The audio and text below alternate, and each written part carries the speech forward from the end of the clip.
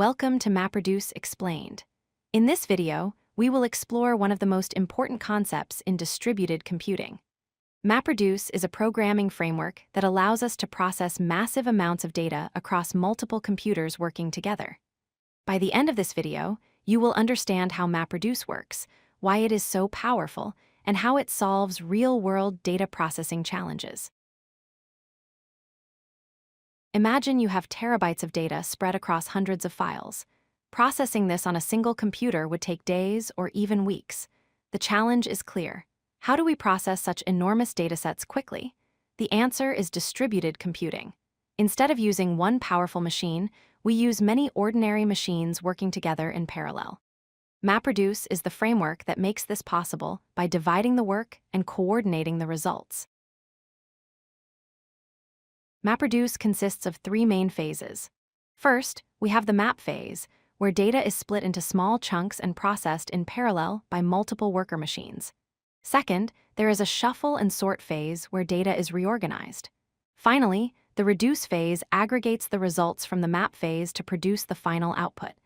Think of it like an assembly line where each stage transforms the data into something more useful. The map phase takes raw input data and transforms it into key-value pairs. Imagine you have a log file with millions of entries.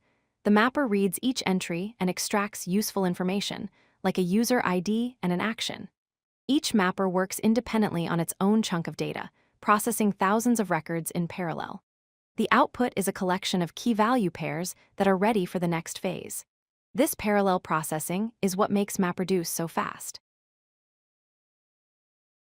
After the map phase completes, all the key-value pairs are shuffled and sorted. All values with the same key are grouped together. For example, if we are counting user actions, all entries for user 123 are collected into a single group. This phase ensures that the reduce phase receives organized data where all related values are already together. This makes the final aggregation step much simpler and more efficient. The reduce phase takes the grouped key-value pairs and combines them into final results. Each reducer processes a unique key and applies an aggregation function to all values associated with that key. For instance, a reducer might sum up all the actions for a single user or count occurrences of specific events.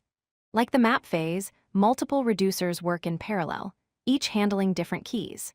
The result is a set of final output records that answer your original question. The true power of MapReduce lies in its parallelism. Hundreds or thousands of mappers and reducers work simultaneously on different pieces of data. If your dataset grows 10 times larger, you simply add more machines. The framework automatically distributes the work, making it scale linearly with the number of machines. This horizontal scalability means you can process petabytes of data by adding commodity hardware instead of buying expensive supercomputers.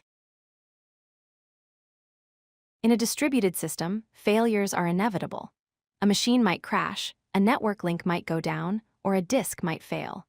MapReduce handles this gracefully through automatic recovery. The framework continuously monitors worker machines. If a worker fails, the master automatically reruns its tasks on another healthy machine. Additionally, input data is typically replicated across multiple machines using a distributed file system. This ensures that even if machines fail, your data is safe, and your job will complete successfully. If you like this video, hit that like button and don't forget to subscribe. Visit codelucky.com for more such useful content.